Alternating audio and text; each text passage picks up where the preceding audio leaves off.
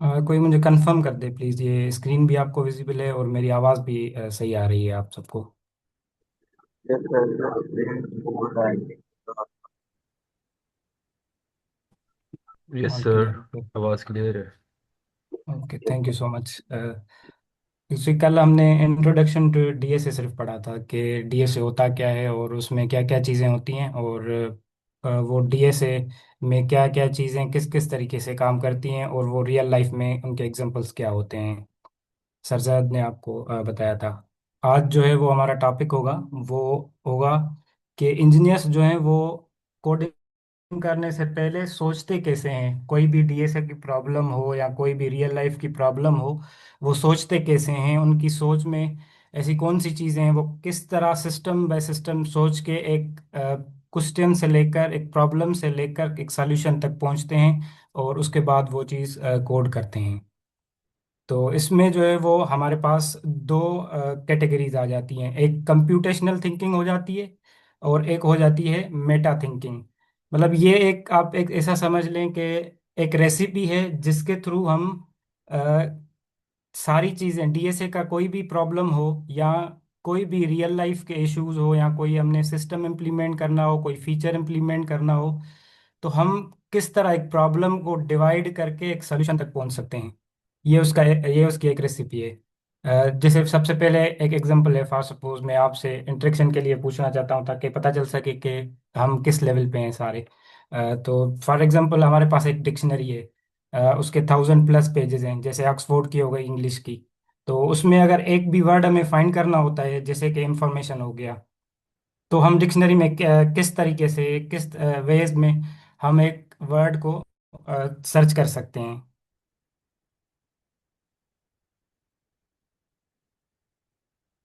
पहला वे मैं बता देता हूँ कि एक तो हम जो है रेंडमली बुक के रैंडम पेजेस खोल के भी सर्च कर सकते हैं, लेकिन उसमें क्या है कि इश्यूज ये होता है कि हमारा टाइम ज़्यादा लग जाता है। आप में से कोई और जो है वो एक मुझे इसका वे बता दीजिए।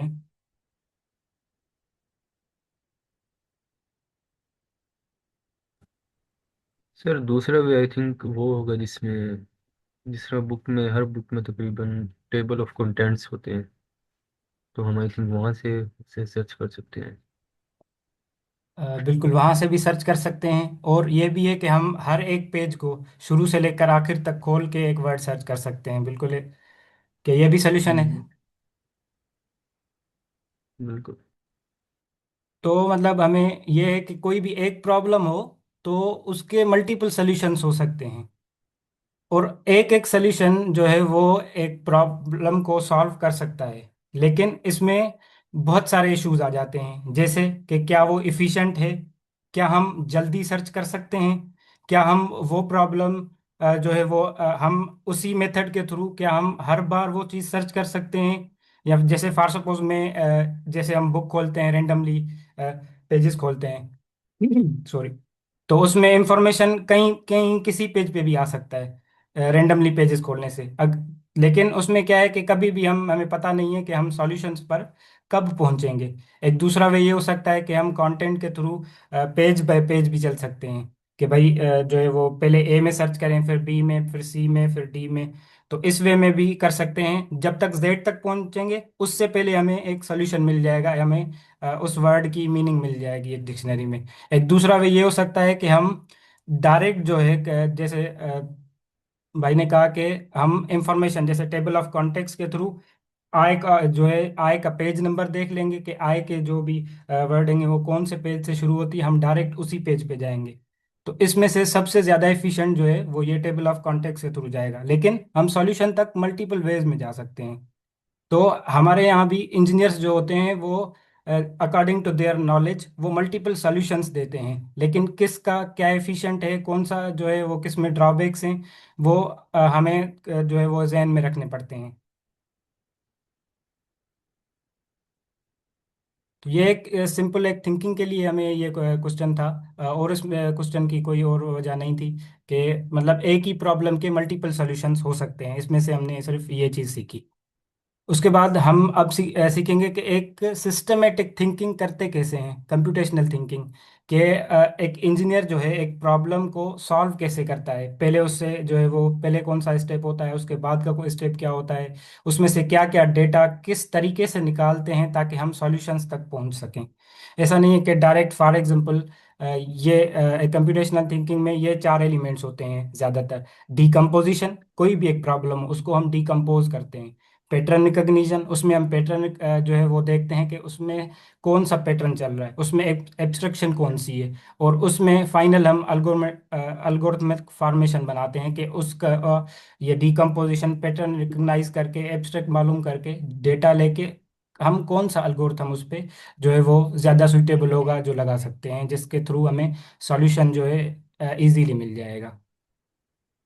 तो सबसे पहला स्टेप है होने क्यों डिकम्पोजिशन। नहीं देने भाई। हम्म। जी। किताब है मैं अभी में,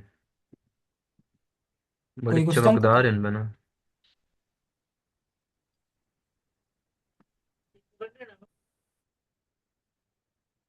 ओके, कंटिन्यू करते हैं कि डिकम्पोजिशन जो है वो breaking a big problem into smaller parts.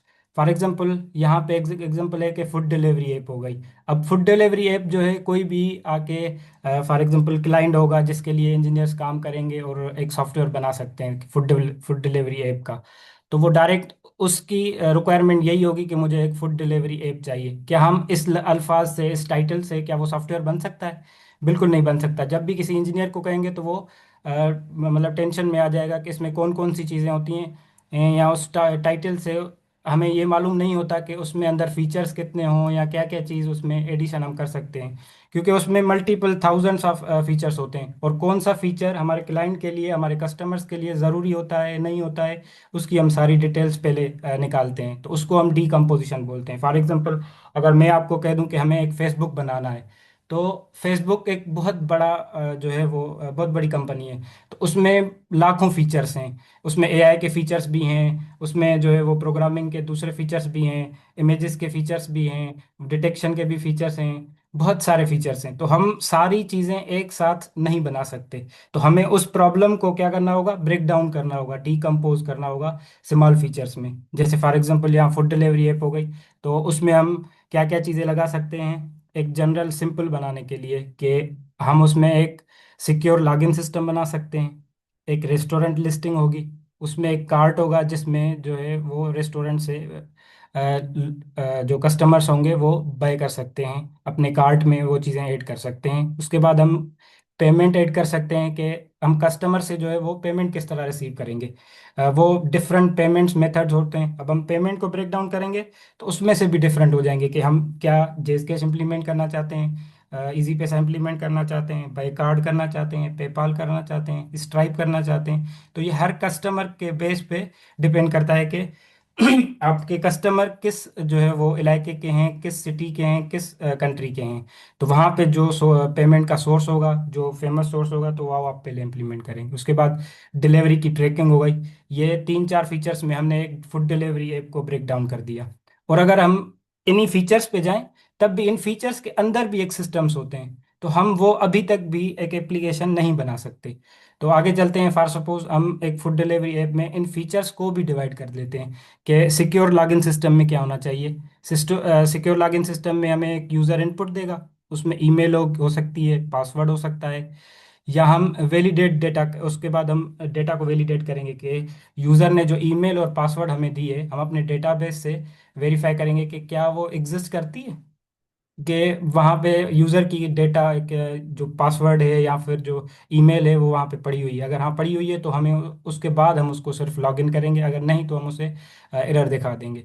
जैसे रेस्टोरेंट लिस्टिंग हो गई, उसमें भी बहुत सारी चीज़ें हैं कि हम डेटाबेस से वो जो भी रेस्टोरेंट्स होंगे उनकी लिस्ट दिखाएंगे।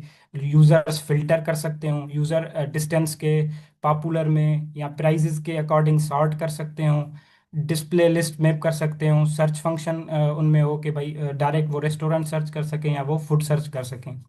कार्ड के चेकआउट में भी कि उन्होंने कितने आइटम्स ऐड किए हैं, कोई डिस्काउंट हो सकता है, प्रोमो कोड हो सकता है, ऑर्डर की एड्रेस हो सकती है। उसके बाद वो फाइनल ऑर्डर की कंफर्मेशन हो सकती है, पेमेंट हो सकती है। पेमेंट में डिफरेंट मेथड जैसे मैंने आपको बताया, और डिलीवरी ऐप में ट्रैकिंग। अब ट्रैकिंग में भी बहुत सारी चीज़ें हैं कि ट्रैकिंग में आपकी लाइव जीपीएस यूज़ होती है, ड्राइवर का स्टेटस आ जाता है, एस्टीमेट टाइम आ जाता है, नोटिफिकेशन आ जाता है, ऑर्डर हिस्ट्री आ जाता है। तो ऐसे हम एक ऐप को पहले ब्रेक डाउन करते हैं नंबर ऑफ फीचर्स में, उसके बाद उन फीचर्स को भी हम डिवाइड करते हैं नंबर ऑफ स्टेप्स में, और उन स्टेप्स पे जो है हमारा डीएसए लगता है, डेटा स्ट्रक्चर एंड एल्गोरिथम्स जो है वो हम उसी पे लगते हैं। फॉर सपोज हमने अब सर्च करना है, तो किस वे में सर्च करना है, डिस्प्ले करनी है लिस्ट तो किस तरीके से डिस्प्ले करनी है, सॉर्ट करनी है तो किस वे में सॉर्ट करनी है, फिल्टर तो फिल्टर पे कौन से डेटा स्ट्रक्चर होंगे, किस तरह हमारी कौन से हम डेटा रखें, किस टाइप की, कौन सा एल्गोरिथम लगाएं ताकि हमारी डेटा जल्दी से फिल्टर हो सके, जल्दी से यूजर को आ सके। क्योंकि अगर मैं लाखों डेटा में रेस्टोरेंट्स में सर्च कर रहा हूँ, और मैं अगर बुक के एग्जांपल के साथ वन बाय वन सर्च कर रहा हूँ कि भाई पहले रेस्टोरेंट का नाम चेक करें, मैच करें, पहले रेस्टोरेंट के साथ अगर वो नहीं है तो दूसरा तीसरा, ऐसे लाखों रेस्टोरेंट्स होंगे हमारे पास। अगर लाइन बाय लाइन सर्च करेंगे तो जो लंच के टाइम यूजर सर्च करेगा तो डिनर का टाइम हो जाएगा उसके रिजल्ट्स आने तक। तो ये चीज़ें हमें जहन में रखनी होती हैं, इसीलिए जो है वो डेटा स्ट्रक्चर और एल्गोरिथम जो है वो ज़रूरी होता है। उसके बाद डिकम्पोजिशन का ये एक सिंपल एग्जांपल हो गया, जैसे पासवर्ड यूजर लॉगिन सर्च कर रहे हैं तो उसमें हम अंदर फिर एक रूल्स आ जाते हैं। अब इनको हमने देखा किस किस तरह से डिकम्पोज कर दिया कि हमने पहले ऐप का नाम पता था, उसके बाद हम फीचर्स पे आए, फीचर्स के बाद हम उनके अंदर जो है सिस्टम्स में आए कि कौन कौन सी चीज़ें होनी चाहिए, स्टेप्स कौन से होने चाहिए उस। अब एक स्टेप के अंदर कितने रूल्स हैं वो यहाँ पे हैं, कि एक पासवर्ड चेक करने के लिए कि भाई पासवर्ड 8 कैरेक्टर्स का है, उसमें डिजिट है, उसमें अपर केस है। तो इसमें हम जो है वो इसको और डिकम्पोज करेंगे कि कौन से फंक्शंस लग सकते हैं, कि भाई ये लेंथ चेक करेगा, तो हम अगर 8 लेंथ होगी तो पासवर्ड वैलिड है। अगर चेक डिजिट जो है वो डिजिट को एग्जिस्ट करता है तो भी, और अपर केस एग्जिस्ट कर, अब तीनों ये जब मैच करेंगी, तीनों जो है वो जब वैल्यूज ट्रू होंगी, तब हमारा पासवर्ड जो है वैलिड होगा। तो ये इस तरह से हम एप्लीकेशन को डीकम्पोज करते हैं, पहले सबसे पहला स्टेप यही होता है। विदाउट डीकम्पोजिशन हम कभी भी कोई भी इंजीनियर ऐप नहीं बना सकता। और ये सिर्फ एक इंजीनियर का काम नहीं है, ये एक टीम मिलके जो है वो ये चीज़ें कर रही होती है। इसीलिए हर किसी का अपना जो है वो क्या कहते हैं एक्सपर्टीज होती हैं। कोई डिलीवरी ट्रैकिंग ट्रैकिंग पे एक्सपर्टीज होती है, किसी की लॉगिन सिस्टम पे एक्सपर्टीज होती है, किसी की रेस्टोरेंट लिस्टिंग में होती है, किसी की पेमेंट पे होती है, और कोई जो है वो कार्ड पे करता है। उसके बाद दूसरा स्टेप क्या है कि पैटर्न रिकग्निशन। अब इंजीनियर जो है वो पैटर्न्स रिकॉग्नाइज करता है कि जो भी हमारे पास सिस्टम है उसमें पैटर्न्स क्या चल रहे हैं। फॉर सपोज ऐसी कोई चीज़ तो नहीं है जो रिपीट हो रही है, ऐसी कोई चीज़ नहीं है कि जो हम पिछली डेटा से मालूम कर सकें। हमें अगला नंबर भी पता होना चाहिए डायरेक्ट। तो फॉर सपोज यहाँ पे मैंने एग्जांपल्स रखे हैं कि 2 4 6 8 10। तो आप में से कोई बता सकता है कि अगला नंबर कौन सा होगा?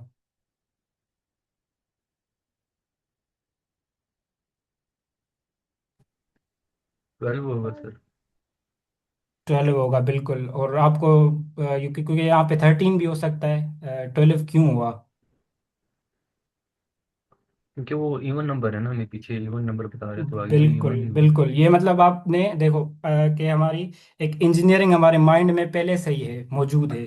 और हम पैटर्न्स देख के जो है नंबर्स को देख के हम अगला नंबर प्रेडिक्ट करें, लेकिन in the back of the mind हमें ये मालूम है कि ये इवन नंबर्स हैं, इनमें डिस्टेंस जो है वो 2 का है। तो उस हिसाब से इन दो कंडीशंस के हिसाब से एक नंबर हमारा 12 आ जाता है। बिल्कुल सही है। अब कोई और दूसरा बताए, नीचे वाले का रेड ग्रीन येलो और ग्रेड के बाद क्या होगा?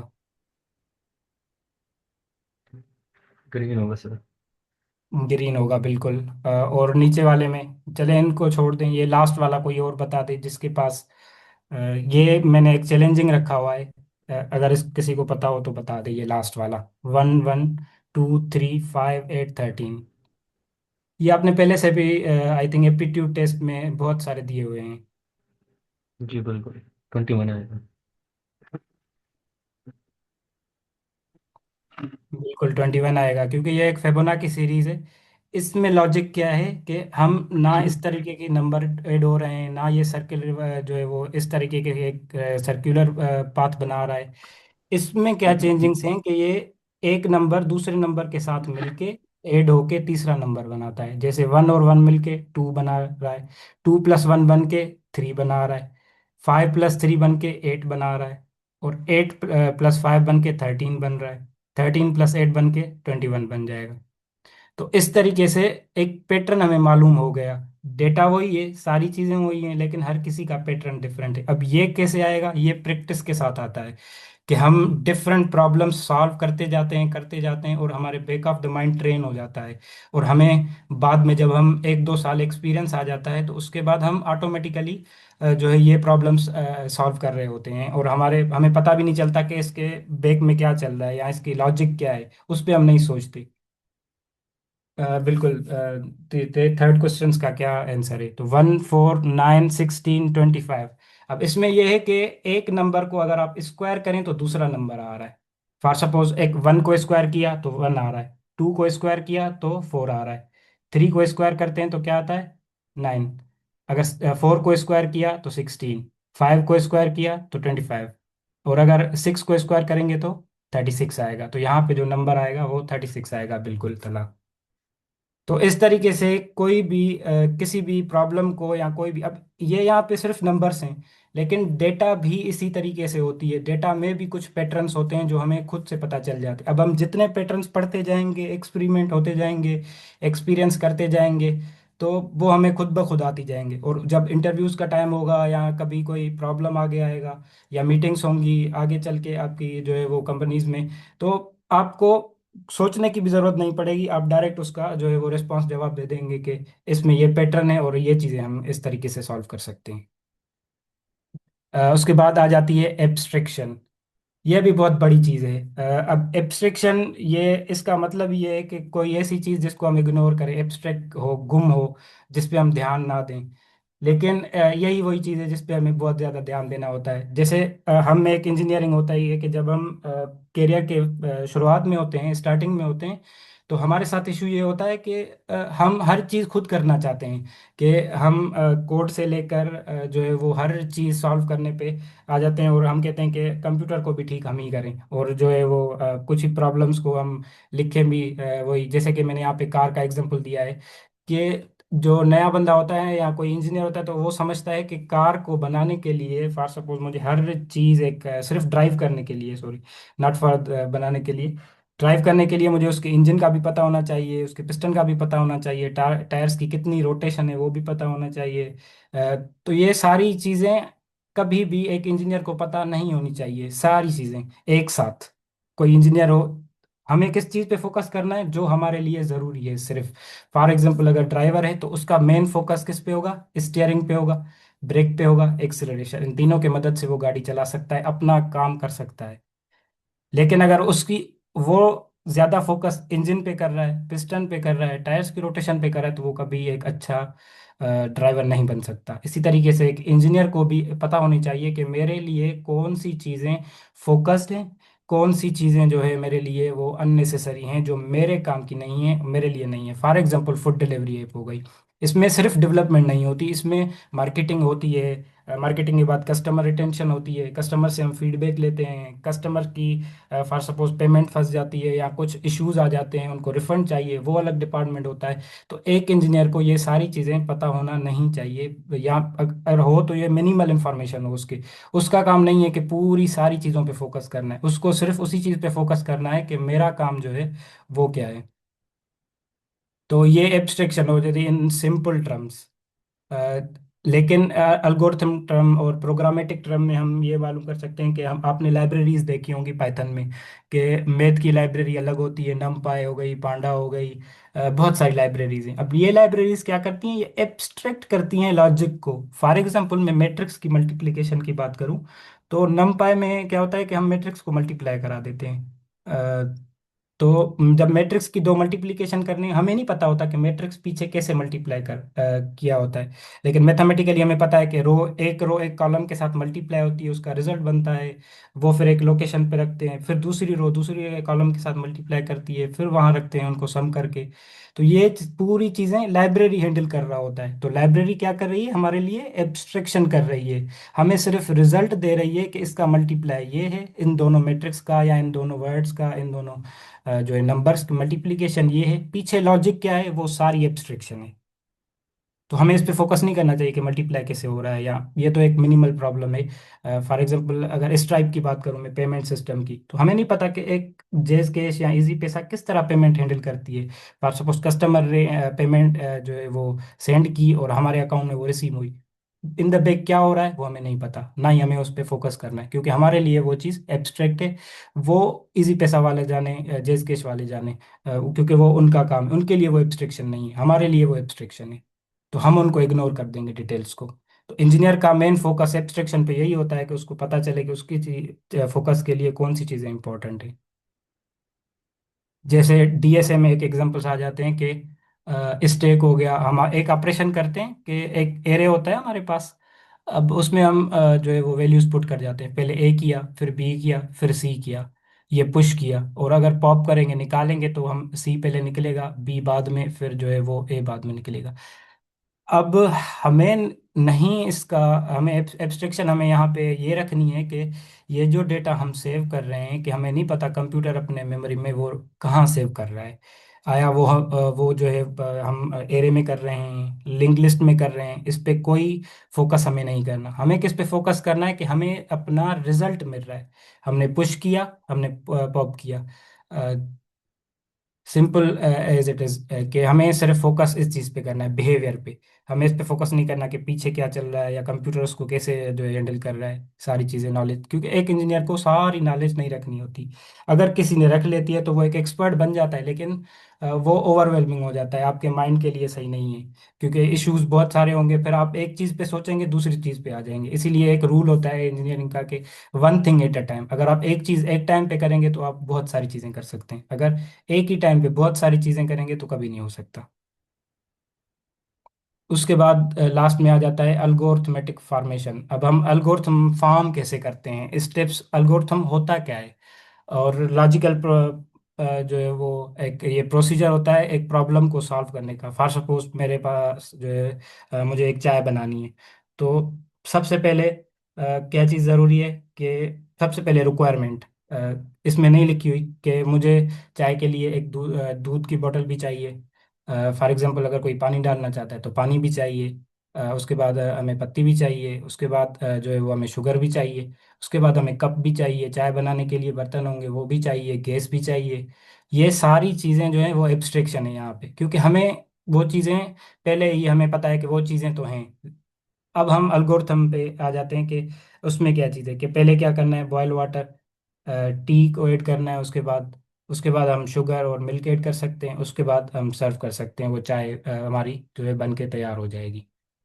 अब इसमें मैंने आपको कहा ना कि एक ही चीज़ को सॉल्व करने के बहुत सारे प्रॉब्लम्स, मतलब एक ही प्रॉब्लम को सॉरी सॉल्व करने के लिए बहुत सारे स्टेप्स होते हैं, बहुत सारे जो वर्जन्स होते हैं, कि आपकी मर्ज़ी है कि आप जो है वो शुगर पहले डालते हैं, मिल्क पहले डालते हैं, टी बाद में डालते हैं, बॉइलिंग वाटर बाद में डालते हैं, कोई डालते नहीं, कोई डालता भी नहीं है। तो ये डिफरेंट है, लेकिन चाय सबके पास बन रही है, रिजल्ट सबके पास आ रहे हैं, डिपेंड कर रहा है कि आप क्या बनाना चाह रहे हैं। तो आपके हिसाब से कोई चीज़ ज़रूरी है, वो दूसरे के हिसाब से वो चीज़ ज़रूरी नहीं होगी। कभी भी जैसे कि हम कभी सोच रहे होते हैं, इंजीनियर में ये होता है कि हमें एक बैक ऑफ द माइंड होता है। जब मैं भी स्टूडेंट था तो मैं समझता था कि कोई भी एट अ टाइम एक चीज़ सही हो सकती है, मतलब कोई भी एक चीज़ का आंसर एक हो सकता है, दो आंसर नहीं हो सकते सही, कभी भी एक सही होगा तो दूसरा गलत होगा। यहाँ पे इंजीनियरिंग में ये नहीं होता, कभी भी जो है वो एक सही नहीं होता, मल्टीपल चीज़ें सही होती हैं। अब आपको चूज करनी होती हैं उन सब में एफिशिएंट कौन सा है। ये आप कि अगर कोई एक सॉल्यूशन हमें मिल रहा है, कहीं और इंजीनियर दे रहा है, तो दूसरे इंजीनियर का भी सॉल्यूशन ठीक होता है, तीसरे का भी ठीक होता है, लेकिन हमें चूज करना होता है उन तीनों में से कि हमारी ऐप के लिए वो उन तीनों में से कौन सा बेस्ट है, कौन सा जल्दी परफॉर्म करेगा, कौन सा इफिशिएंट होगा, और कौन सी है जो है वो हमारी मेमोरी बचाएगा। उसके बाद जो है ये एक एल्गोरिथम की मैक्सिमम आंसर फॉर एग्जांपल है, कि एग्जांपल है कि इनमें से जो है वो मैक्सिमम कैसे फाइंड करें। क्या कोई एक्सप्लेन करेगा इसको?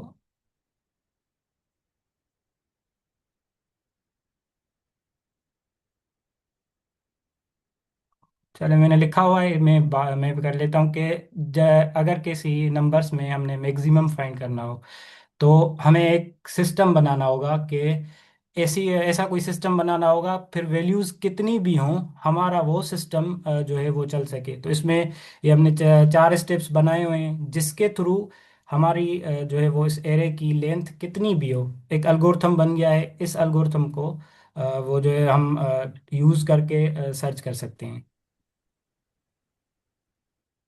जैसे अज्यूम फर्स्ट इज मिक्स। जैसे मैं एक बॉक्स बना रहा हूँ मिक्स का।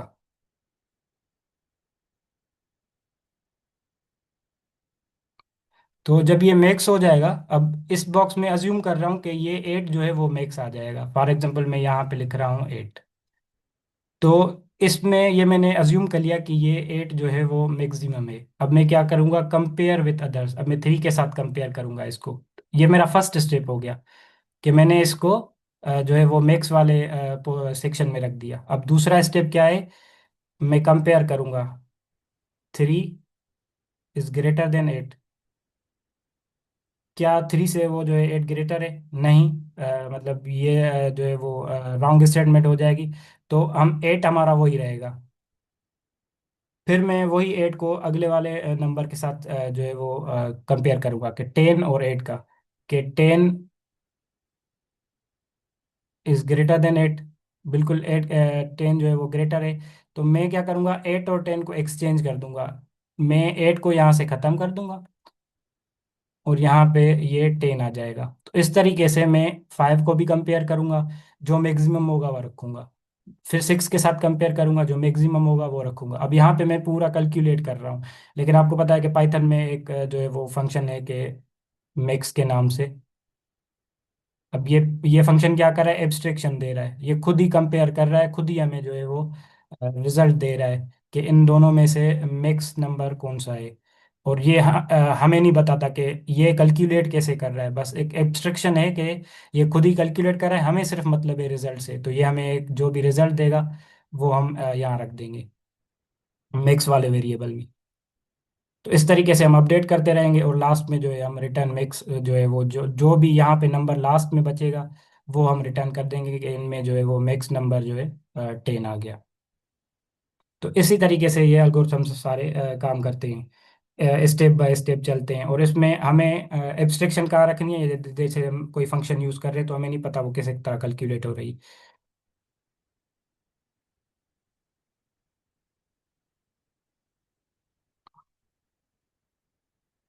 यहाँ तक कोई क्वेश्चन हो किसी को?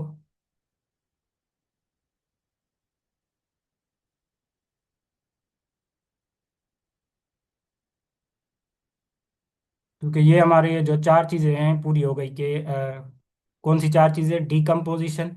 जब भी कोई प्रॉब्लम आएगा तो हम उसको पहले डिकम्पोज करेंगे। उसके बाद हम उसमें पैटर्न रिकॉग्नाइज करेंगे कि उसमें पैटर्न कौन से चल रहे हैं, या क्या क्या पैटर्न हो सकते हैं। कभी हमें नहीं पता चलता, लेकिन एक्सपीरियंस के साथ हमें वो चीज़ें हमारे जहन में एक उनका फार्मूला बन जाता है, डिज़ाइन बन जाता है, और जब भी वो हमारे सामने आते हैं तो वो सॉल्व हो जाते हैं। इसीलिए कहते हैं कि प्रैक्टिस करते रहें।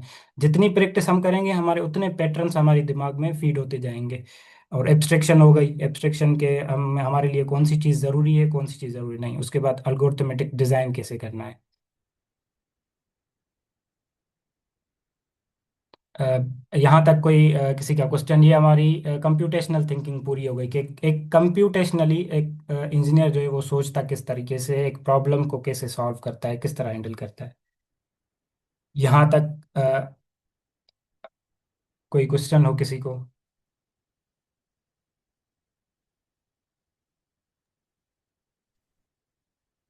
All clear, okay. तो कंटिन्यू करते हैं कि उसके बाद है मेटा थिंकिंग। अब मेटा थिंकिंग में क्या होता है कि मेटा का मतलब है कि डेटा अबाउट डेटा। मतलब थिंकिंग अबाउट थिंकिंग, कि जो चीज़ हम सोच रहे होते हैं, जैसे कि कोई हमारे पास प्रॉब्लम आ गई, जैसे ये नंबर था फाइंड मैक्स। तो इसमें हम इसके बारे में सोचेंगे कि ये तो यहाँ पे तो हमें डायरेक्ट क्वेश्चन मिला हुआ है ना कि फाइंड मैक्स इन जो है वो एक एरे मिला हुआ है तो उसमें मैक्स मालूम करना, ये डायरेक्ट हमसे पूछ रहा है। कभी कभी आप जब भी मैथमेटिकल के प्रॉब्लम सॉल्व करते हैं तो एक पूरी स्टेटमेंट होती है, उन स्टेटमेंट में हमें मालूम करना होता है कि कौन सी चीज़ हमारे लिए ज़रूरी है, क्या चीज़ हम इम्प्रूव कर सकते हैं, या हम क्वेश्चन में से कैसे डेटा निकालें, एब्स्ट्रैक्ट डेटा किस तरह निकालें कि भाई इसमें जो डेटा पड़ी हुई है वो हमारे काम की है या नहीं है, या हम उस डेटा को क्या हम आगे प्रोसेस करेंगे, या वो जो डेटा हम ले रहे हैं वो किसी काम की नहीं। जैसे हम कोई भी मैथमेटिकली या फिजिक्स में सॉल्व कर रहे होते हैं प्रॉब्लम, तो हम पहले डेटा निकालते हैं कि ये डेटा मिली हुई है, उसके बाद ये फार्मूला लगेगा, और उसके बाद इस फार्मूले में अगर वो वैल्यूज पुट करेंगे तो हमें एक आंसर मिल जाएगा। तो उसमें कुछ डेटा काम की होती है, कुछ डेटा हमारे काम की नहीं होती। तो ये उसी तरीके से कि हमें कैसे पता चले कि डेटा जो है वो अ, अ, उस डेटा में से हम कैसे सोचें कि काम की डेटा जो है वो क्या है, वो हमारे एल्गोरिथम्स पे या रिक्वायरमेंट्स पे डिपेंड करता है ये सारी चीज़ें। अब उसमें सबसे पहला सवाल होता है जो हम क्वेश्चन से करते हैं, जो भी हमारा डीएसए का क्वेश्चन होता है कि मिनिमल इंफॉर्मेशन नीडेड, कि जो उस क्वेश्चन में कम से कम जो इंफॉर्मेशन है वो कौन सी एसेंशियल है, कौन सी हमारे लिए ज़रूरी है। कम से कम इंफॉर्मेशन के उसमें एसेंशियल क्या है, उसमें से कौन सी इंफॉर्मेशन है जो हम इग्नोर कर सकते हैं, जो हमारे आगे काम काम की नहीं है। फॉर एग्जांपल ये चाय बनाने का एक एग्जांपल है, तो इसमें डिपेंड नहीं करता कि गैस कितने प्रेशर से चल रही है, या फिर वो गैस यूज़ कर रही है या फिर दूसरी लकड़ियाँ यूज़ कर रही है या कोई और सोर्स है, इलेक्ट्रिक हीटर यूज़ कर रहे हैं, तो यहाँ पे वो डिपेंड नहीं करता। मतलब अगर क्वेश्चन में दिया हुआ हो तो हमें पता है कि उसका हमारे प्रॉब्लम से कोई लेना देना नहीं है, तो इसीलिए हम उस चीज़ को इग्नोर कर देते हैं, उसमें वो डेटा नहीं निकालते। हमने सिर्फ कौन सी डेटा निकाली है कि चाय बनाने के लिए boil water, tea, sugar, milk, और लास्ट में सर्वे। अब उसमें ये पहला सवाल के मिनिमम डेटा निकालनी है हमने। उसके बाद क्या है कि मतलब ये उस पे एग्जांपल है कि for example Ali is 20 years old, he likes cricket and he lives in Lahore. जब ये क्वेश्चन आ जाते हैं तो हमारा असल मकसद क्या है कि हमें उस सवाल में पूछा क्या गया है। तो हमारा क्वेश्चन क्या है कि व्हेन विल ही टर्न्स 25, ये 25 साल का जो है वो अली जो है कब बनेगा। तो उसमें क्या हमें कौन सी इंफॉर्मेशन है जो हमें यहाँ पे ज़रूरी है, कोई बताएगा? फिर उसकी एज हमें यहाँ पे मतलब जो है वो मैटर करती है। बिल्कुल, मतलब उसकी एज डिपेंडेंट है, कि एज से हम्म। हमें पता चल जाएगा कि वो कब जो है वो 25 को टर्न करेगा। क्या वो क्रिकेट खेलता हम्म। है, इससे हमें कोई लेना देना नहीं, भले वो 100 साल क्रिकेट खेले, लाहौर में हम्म। जो है वो 10 दिन रहे, या फिर 1 साल रहे, 2 साल रहे, उससे उसकी एज पे कोई फर्क नहीं पड़ता। एज अगर उसकी हमें वैल्यू मिली हुई है कि 20 साल का है, तो वो 20 साल लाहौर में रहकर जो है वो 100 साल का नहीं बन जाएगा। मतलब लाहौर पे उसका कोई इम्पेक्ट नहीं पड़ रहा, एज का सिर्फ इम्पेक्ट पड़ रहा है, ना क्रिकेट का पड़ रहा है। तो हम जिस पे इम्पेक्ट पड़ेगा सिर्फ वही चीज़ लेंगे। तो इसमें हम हमारे पास असेंशियल इंफॉर्मेशन क्या है, current age, years to add, कि कितने साल हम ऐड करें तो वो 25 का बन जाएगा। करंट एज उसकी जो है वो 20 है। अब यहाँ पे ये क्यों ज़रूरी है नॉइस को ख़त्म करना, क्योंकि जब बड़ा सवाल होता है तो हमारा माइंड काम नहीं करता। जैसे हम तो इसी को हम यहाँ पे हम डिकम्पोजिशन भी बोल सकते हैं, कि हमने एक सवाल को डिकम्पोज करके सिर्फ हम हमारे लिए जो ज़रूरी चीज़ थी वो हमने निकाल ली, कि हमारे लिए क्या ज़रूरी है। जब आप ये कर लेंगे ना, तो आगे वो डीएसए का कोई भी प्रॉब्लम हो या रियल लाइफ के कोई सॉल्यूशंस हो, वो आप इजीली सॉल्व कर सकते हैं, या उसको आप किसी भी जो है वो चीज़ से मदद से अ, उसको सॉल्व कर सकते हैं। जैसे दूसरा उसमें मेन सवाल होता है डेटा के बारे में, उस क्वेश्चन से हम ये कर सकते हैं कि यहाँ पर हमें जो डेटा मिली हुई है कि can I compress the state, मतलब क्या हम जो ये चीज़ डेटा कलेक्ट कर रहे हैं सारी, तो क्या हम उस डेटा को कौन कौन सी चीज़ें हैं जो ख़त्म कर सकते हैं। फॉर एग्जांपल यहाँ पे तो मैंने सिर्फ ये जो है वो असेंशियल इंफॉर्मेशन और ये ले ली। फॉर एग्जांपल हमारे पास ये डेटा है पूरी सेम प्रॉब्लम पे,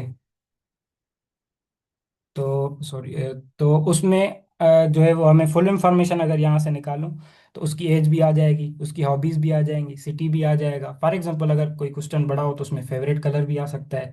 तो ये इंफॉर्मेशन जो है हमें पूरे क्वेश्चन से मिलती है, लेकिन इसमें काम वाली चीज़ जो है वो हमारे लिए क्या है, ज़रूरी क्या है। तो ये सिर्फ दो जो है वो वेरिएबल्स हैं जो हमें चाहिए, कि करंट एज क्या है और ईयर्स टू ऐड कितने ऐड करेंगे तो वो 25 बन जाएगा। तो इसमें हमारी एज भी आ जाएगी, हॉबीज खत्म हो जाएंगी, सिटीज खत्म हो जाएंगे, फेवरेट कलर खत्म हो जाएगा। तो इस तरीके से हम अगर पूरी डेटा भी निकाल लें तो हम उससे कौन सी डेटा कम करनी है वो यहाँ से इग्नोर कर सकते हैं। उसके बाद हम जो है वो तीसरे सवाल पे आएंगे कि इनमें जो है वो इनवेरिएंट क्या चीज़ है। ऐसी कौन सी चीज़ है जहाँ से हम जो है हम एल्गोरिथम को चेक कर सकते हैं, वैलिडेट कर सकते हैं, जो चीज़ कभी भी चेंज नहीं होगी। जैसे फॉर एग्जांपल इसमें इसमें जो है मैक्स नंबर में क्या है कि किसी भी दो नंबर्स को कंपेयर करें और उसमें से हमने मैक्स ई उठाना है, तो वो लॉजिक कभी भी चेंज नहीं होगी। वो लॉजिक चेंज हुई तो सवाल खत्म हो जाएगा, सवाल का जवाब गलत आ जाएगा। मैक्स की लॉजिक तो इधर यहाँ पे एक एग्जांपल है फॉर सपोज, इसी एग्जांपल को अली वाले एग्जांपल के साथ करते हैं कि इसमें रूल तो ये है कि फ्यूचर एज उसकी 25 है, वो हमें करंट एज और ईयर्स ऐड करने से जो है वो एज मिल जाएगी। अब इनमें इनवेरिएंट क्या चीज़ है कि डिफरेंस कौन सा, future age minus current age, जो हमें मिल जाएगा ईयर्स टू ऐड, कि कितने साल ऐड करते हैं वो रिजल्ट हमें मिल जाएगा, कि कितने साल में इसकी जो है वो ऐड करेंगे ये 25 का हो जाएगा। तो इसमें ये जो दोनों का डिफरेंस है ना, future age minus current age, इन दोनों का डिफरेंस मिला लें तो वो हम हमारे ये कंडीशन जो है वो इनवेरिएंट है। ये कंडीशन कभी भी चेंज नहीं होगी। तो हम हमें एक डेटा भी मिल गई, एक कंडीशन भी मिल गई। अब हम अच्छे तरीके से इन दोनों चीज़ों को लेकर हम एक एल्गोरिथम बना सकते हैं। अ, अब फॉर एग्जांपल यहाँ पे एक दूसरा है, जैसे इनका एल्गोरिथम बना लेते हैं कि एक हमने इनपुट लिया। फॉर एग्जांपल हमने उसकी फ्यूचर एज मालूम करनी है कि वो फ्यूचर एज 25 लिख फॉर एग्जांपल हमने ऐड कर दी, तो उसकी करंट एज उससे माइनस कर देंगे तो हमें रिजल्ट मिल जाएगा। तो इसका एल्गोरिथम यही होगा कि हम यूज़र से पूछेंगे कि भाई जैसे ये सवाल है कि व्हेन विल ही टर्न 25। अब यूजर पूछ सकता है कि when will he learn he will turn 30 40 50, तो वो एज यूजर पुट करेगा। वो इनपुट के साथ हम करंट एज माइनस करेंगे तो हमें ईयर्स पता चल जाएंगे कि कितने साल बाद वो उस उम्र तक पहुंचेगा। ये हमारा एल्गोरिथम बन गया। पहला इनपुट लिया हमने, दूसरा हमने इस फार्मूले की मदद से वो एक वैल्यू निकाली और वो रिजल्ट दिखा दिया। तो ये एक क्वेश्चन को किस तरह हमने डेटा ली और उसको हमने डेटा को कंप्रेस कर दिया कि कौन सी डेटा हमारे लिए ज़रूरी है, और उसका हमने एल्गोरिथम बना लिया। अब फॉर एग्जांपल यहाँ पे एक दूसरा एग्जांपल है कि टूर्नामेंट शेड्यूलर। अब तो कोई भी टूर्नामेंट शेड्यूल करने के लिए मिनिमल इंफॉर्मेशन क्या चाहिए हमें, मतलब कि उसमें टीम्स हों, टीम्स का पता होना चाहिए हमें। अगर फॉर एग्जांपल हो कि भाई स्टेडियम में ये है, ये जो है वो ऑर्गेनाइजर्स हैं, ये जो है पीएसएल ऑर्गेनाइज कर रहा है ये फॉर सपोज, और ये टीम्स हैं, ये टीम्स के ओनर हैं, और ये जो है इन टीम्स के जो है वो प्लेयर्स हैं पूरे। तो क्या इन चीज़ों की मदद से हमें मालूम हो सकता है कि हम अपना एल्गोरिथम डिज़ाइन करें? क्योंकि इन चीज़ों का कोई इम्पेक्ट नहीं पड़ता कि उसका ओनर क्या है और कौन है, उस टीम का जो है वो प्लेयर्स कितने हैं या कौन कौन से हैं, ये कोई मैटर नहीं करता। हमें यहाँ पे जो चीज़ मैटर करती है वही हमारी मिनिमल इन्फो है।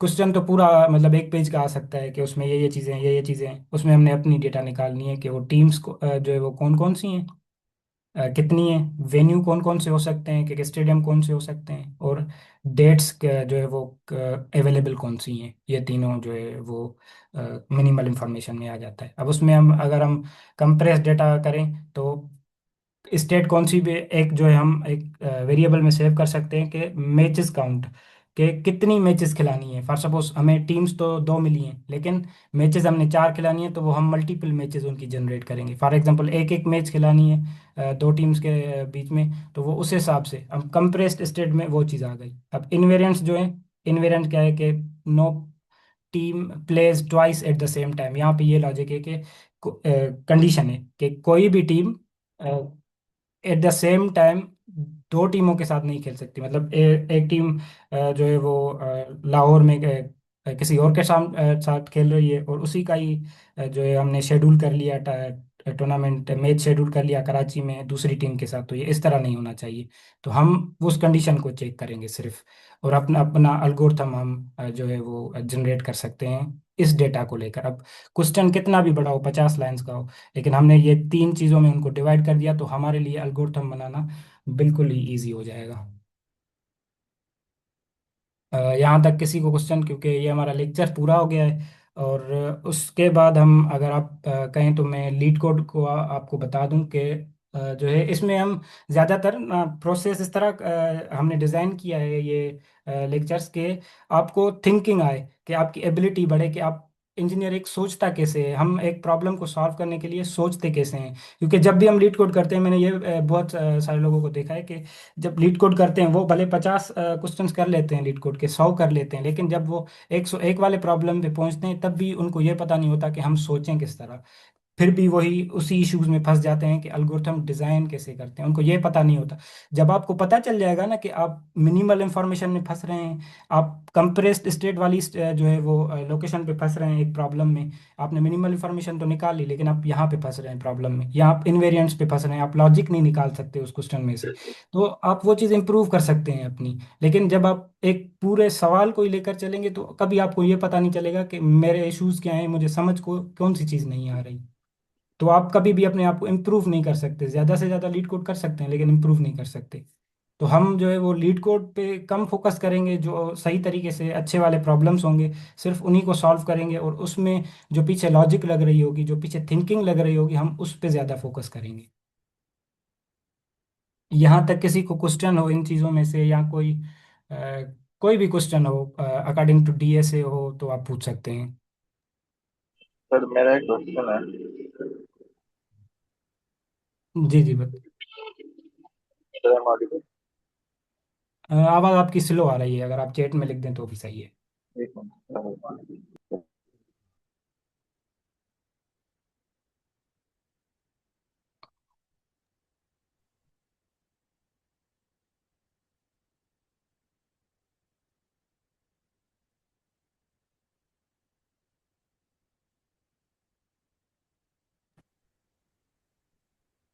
ये जो आपकी अप्रोच है ना, ये तो बहुत अच्छी है, मतलब इससे बहुत कुछ सीखने को मिलेगा। मतलब ये बहुत डिफरेंट अप्रोच है जो नॉर्मली हमें हम्म। पढ़ाई जाती है आई कोड गुरु पे। तो बिल्कुल। बाकी मैं ये पूछना चाह रहा था कि आप ज़रा ये बता दें, इन्वेरिएंट को दोबारा रिपीट कर दें, कि इन्वेरिएंट मुझे समझ नहीं आई, ये डिफरेंस मतलब।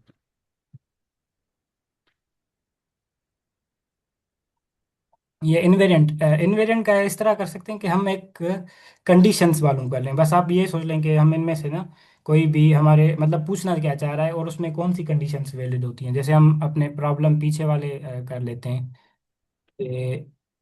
यहाँ पे कंडीशन क्या थी कि हमने एक कंडीशन करनी है कि जब भी कोई नंबर होगा तो उनमें डिफरेंस जो है वो 2 का होगा। तो ये एक कंडीशन हो गई। अब यहाँ पे रेड ग्रीन येलो और ये है 3 है, तो तीनों लाइन के साथ आ रहे हैं, और कंडीशन क्या है कि ये सर्किल में घूम रहे हैं, मतलब रेड ग्रीन येलो और उसके बाद फिर से रेड फिर से ग्रीन फिर से येलो, ये एक वेरिएंट आ गया, ये कभी भी चेंज नहीं होगा पैटर्न। अगर 1 4 है तो ये स्क्वायर होता जाएगा, और यहाँ पे 6 का स्क्वायर 7 का स्क्वायर 8 का स्क्वायर, मतलब डिफरेंस उसमें नहीं आएगा। और इसी तरीके से हम यहाँ पे आ गए कि मैक्स वैल्यू फाइंड करनी है।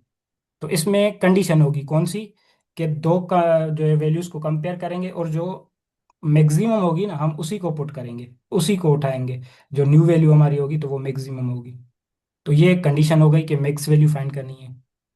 तो और अगर यहाँ पे क्रिकेट में करें कि वो कंडीशन कौन सी है, कि यहाँ पे ये कि future age minus current age, ये हमारा एक वेरिएंट है इनवेरिएंट, कि कौन सी जो है वो कंडीशन होगी जिसको सेटिस्फाई करके ये एल्गोरिथम सही से ट्रू मतलब रिटर्न कर सकता है या वैल्यूज हमें दे सकता है। जी। जी साहब फातिमा।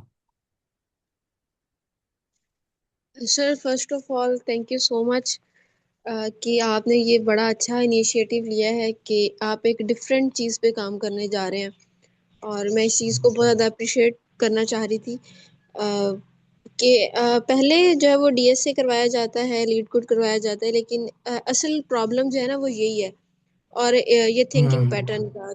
और ये असल में हम इस सेशन में ये सीखने जा रहे हैं कि हमने सोचना कैसे है क्वेश्चन को देख के, और उसमें से हमारे लिए इम्पोर्टेंट क्या होता है और अननेसेसरी कौन सी चीज़ें हैं।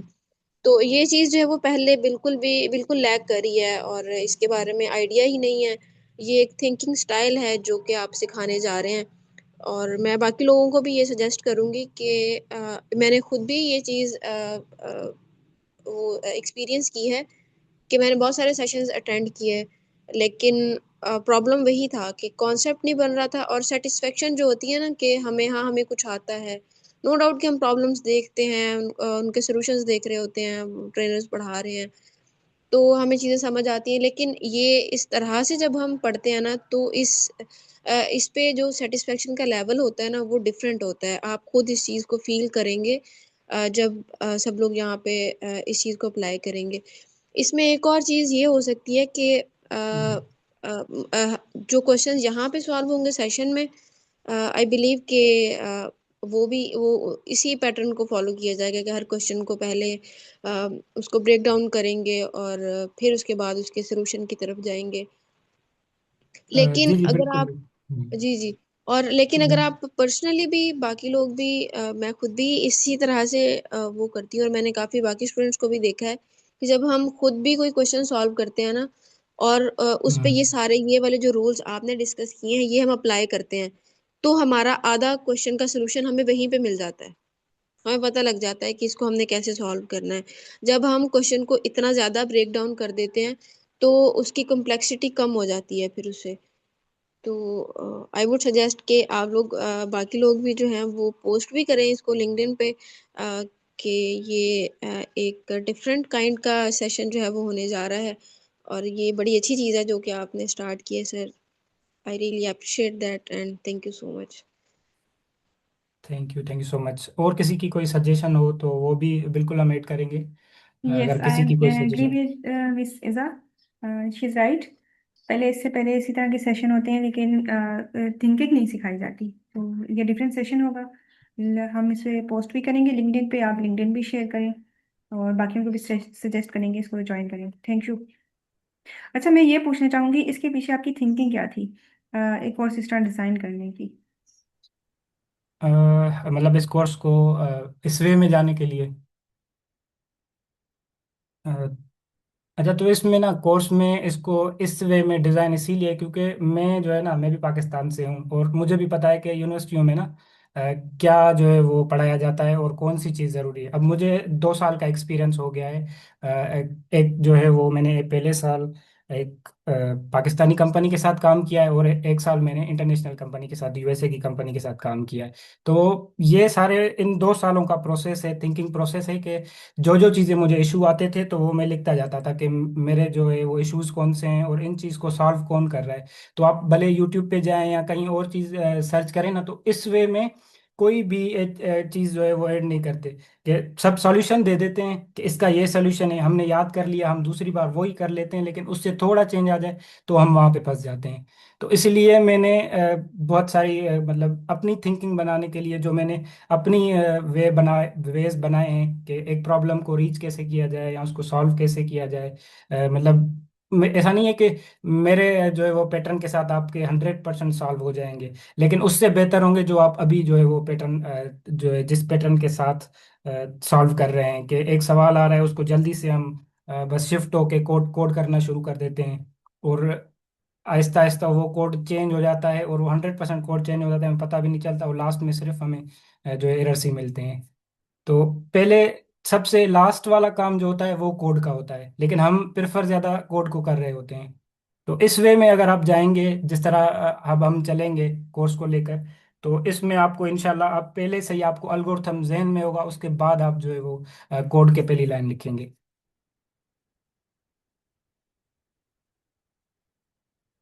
तो ये मेरा एक पर्सनल एक्सपीरियंस है और कोई नहीं है, क्योंकि मैंने अपने जो दोस्त थे उनसे भी यही पूछा था तो उनके भी यही मसाइल थे। मेरे भी जो है पर्सनल यही इश्यूज हैं जो मैंने अभी तक जो इम्प्रूव किए हैं, मैं सिर्फ वो आपके साथ शेयर कर दूंगा। और किसी का ऑलराइट, क्वेश्चन हो? Thank you. हाँ, थैंक यू। अच्छा, मैं यहाँ एक चीज़ शेयर करना चाहूँगी सबके साथ, सिर्फ इस कोर्स से रिलेटेड नहीं, बाकी चीज़ों के भी।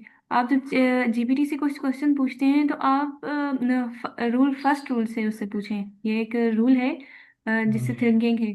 तो आप वो सर्च करेंगे, आपको मिल जाएगा, आप उसको वो प्रॉम्प्ट देंगे। मुझे पहले चीज़ें समझ नहीं आती थी, लेकिन जब से मैंने उस टूल से समझना शुरू किया है तो चीज़ें एक डिफरेंट तरीके से स्विच करती हैं। तो आप सब अप्लाई कीजिएगा, या मैं स्लेक पे वो प्रॉम्प्ट शेयर कर दूंगी, तो डेफिनेटली सबको हेल्प मिलेगी, इसके अलावा भी हर चीज़ में।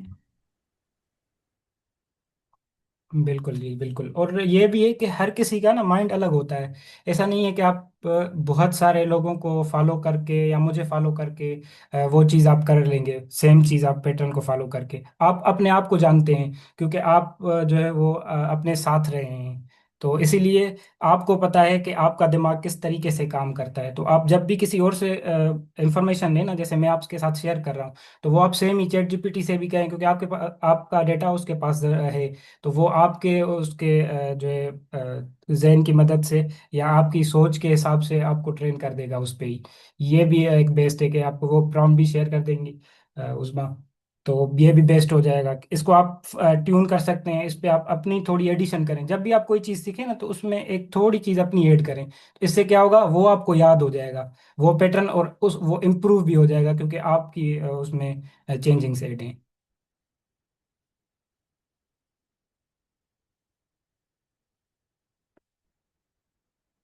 और कोई क्वेश्चन है किसी को?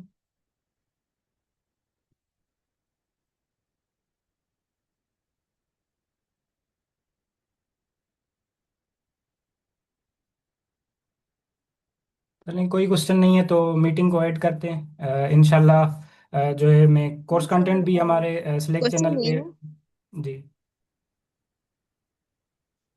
M I audible? Yes yes.